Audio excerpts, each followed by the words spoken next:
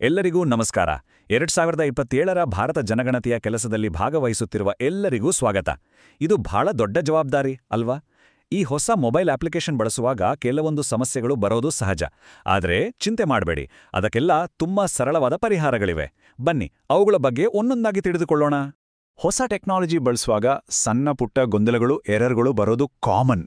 ಒಂದು ವೇಳೆ ಆ್ಯಪ್ನಲ್ಲಿ ಏನಾದರೂ ಸಮಸ್ಯೆಗಳು ಕಾಣಿಸ್ಕೊಂಡ್ರೆ ಟೆನ್ಷನ್ ಮಾಡ್ಕೊಳ್ಳೋ ಅಗತ್ಯ ಇಲ್ಲ. ಈ ಥರದ ಸವಾಲುಗಳನ್ನು ಎಲ್ಲರೂ ಎದುರಿಸ್ತಾರೆ. ಒಳ್ಳೆ ವಿಷಯ ಅಂದರೆ ಹೆಚ್ಚಿನ ಸಮಸ್ಯೆಗಳಿಗೆ ತುಂಬ ಸುಲಭವಾದ ಪರಿಹಾರಗಳೂ ಇವೆ. ಸರಿ, ಹಾಗಾದರೆ ಈ ವಿವರಣೆಯಲ್ಲಿ ನಾವು ಮುಖ್ಯವಾಗಿ 4 ವಿಷಯಗಳ ಮೇಲೆ ಗಮನ ಹರಿಸೋಣ. ಮೊದಲನೇದು ಆರಂಭಿಕ ಸೆಟಪ್ನಲ್ಲಿ ಬರುವ ಸಮಸ್ಯೆಗಳು. ಎರಡನೇದು ನಂಬರ್ ಎಂಟ್ರಿ ಮಾಡುವಾಗ ಆಗುವ ತಪ್ಪುಗಳು.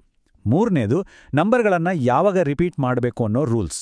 ಮತ್ತು ಕೊನೆಯದಾಗಿ ಆ್ಯಪ್ ಕ್ರ್ಯಾಶ್ ಆಗೋದು, ಸ್ಟಾಪ್ ಆಗೋದು, ಈ ಥರದ ಟೆಕ್ನಿಕಲ್ ಸಮಸ್ಯೆಗಳು ಮತ್ತು ಅದಕ್ಕೆ ಪರಿಹಾರಗಳು ಏನು ಅಂತ ನೋಡೋಣ. ಓಕೆ, ಹಾಗಾದ್ರೆ ನಮ್ಮ ಮೊದಲನೇ ವಿಭಾಗಕ್ಕೆ ಹೋಗೋಣ.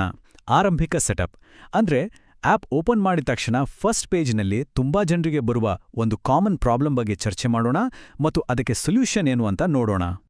ಮೊದಲನೇ ಸಮಸ್ಯೆ ಏನು ಅಂದ್ರೆ ಈ ಸ್ಥಳ ವಿವರಗಳು ಅಥವಾ ಲೊಕೇಶನ್ ಪಾರ್ಟಿಕ್ಯುಲರ್ಸ್ ಪೇಜ್ ಇದೆಯಲ್ಲ, ಅಲ್ಲಿ ನಿರೀಕ್ಷಿತ ಕಟ್ಟಡಗಳ ಸಂಖ್ಯೆ ಮತ್ತು ನಿರೀಕ್ಷಿತ ಜನಗಣತಿ ಮನೆಗಳ ಸಂಖ್ಯೆಯನ್ನ ಹಾಕಿದ ಮೇಲೆ ಆ್ಯಪ್ ಮುಂದೆ ಹೋಗೋದೇ ಇಲ್ಲ, ಸ್ಟಕ್ ಆಗ್ಬಿಡುತ್ತೆ.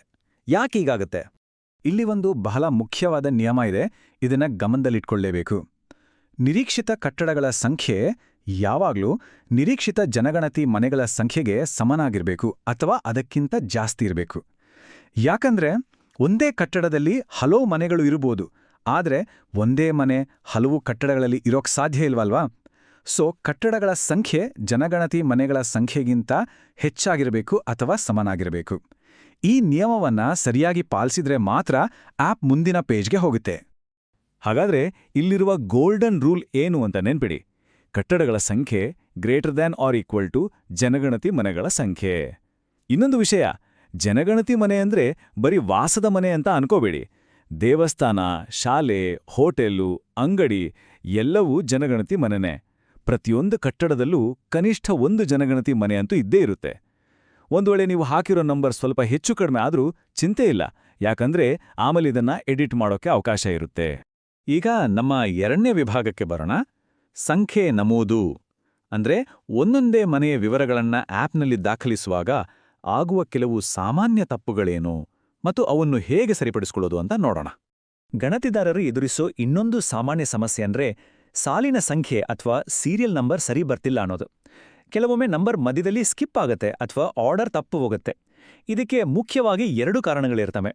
ಮೊದಲನೇ ಕಾರಣ, ಒಂದು ಮನೆಯ ಮಾಹಿತಿಯನ್ನ ಪೂರ್ತಿಯಾಗಿ ತುಂಬಿ ಸೇವ್ ಮಾಡದೆ ಅದನ್ನ ಡ್ರಾಫ್ಟ್ನಲ್ಲಿಟ್ಟು ಹೊಸ ಎಂಟ್ರಿ ಶುರು ಮಾಡೋದು. ಎರಡನೇ ಕಾರಣ, ನೀವು ಈಗಾಗಲೇ ಪೂರ್ಣಗೊಳಿಸಿದ ಒಂದು ಎಂಟ್ರಿಯನ್ನ ಡಿಲೀಟ್ ಮಾಡೋದು.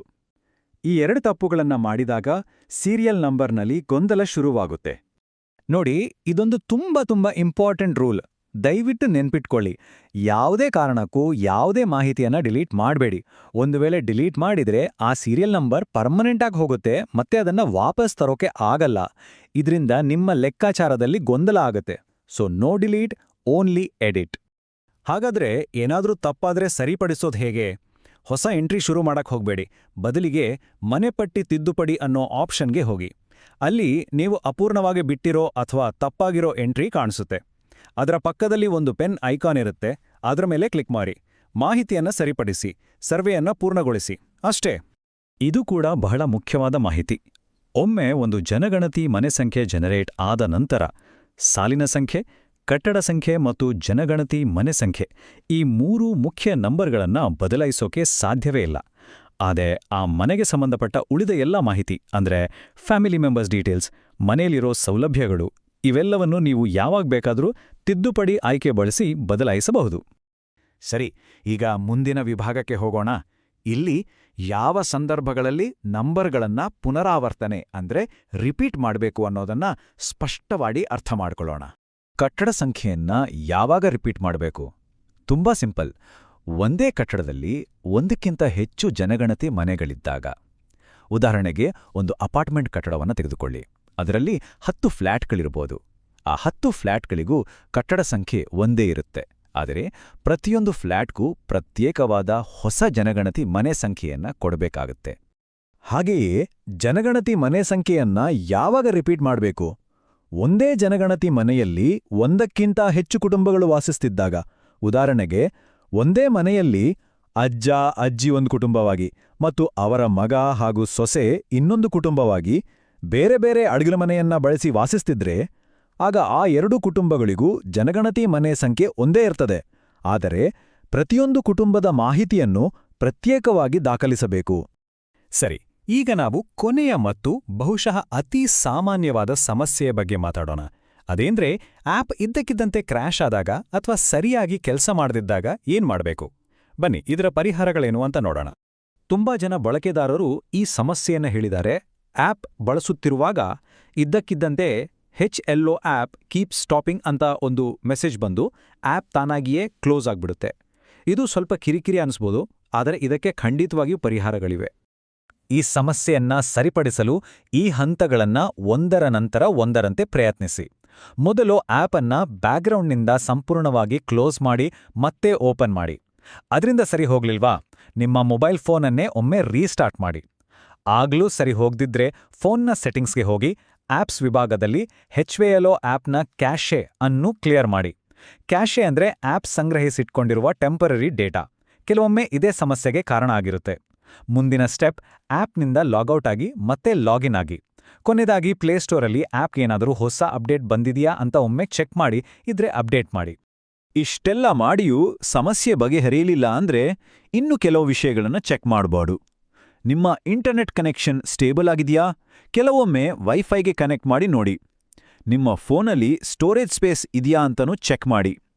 ಆಪ್ಗೆ ಬೇಕಾದ ಎಲ್ಲಾ ಪರ್ಮಿಷನ್ಸ್ಗಳನ್ನು ಕೊಟ್ಟಿದ್ದೀರಾ ಅಂತನೂ ಒಮ್ಮೆ ನೋಡ್ಕೊಳ್ಳಿ. ಕೆಲವೊಮ್ಮೆ ಸರ್ವರ್ ತುಂಬಾ ಬ್ಯುಸಿ ಇದ್ರೂ ಈ ರೀತಿ ಆಗಬಹುದು. ಹಾಗಾಗಿ ಸ್ವಲ್ಪ ಸಮಯ ಬಿಟ್ಟು ಮತ್ತೆ ಟ್ರೈ ಮಾಡಿ. ಈ ಎಲ್ಲಾ ಸಣ್ಣಪುಟ್ಟ ತಾಂತ್ರಿಕ ಸವಾಲುಗಳ ಮಧ್ಯೆ ನಾವು ಮಾಡ್ತಿರೋ ಕೆಲಸದ ಮಹತ್ವವನ್ನು ಮರೀಬಾರ್ದು.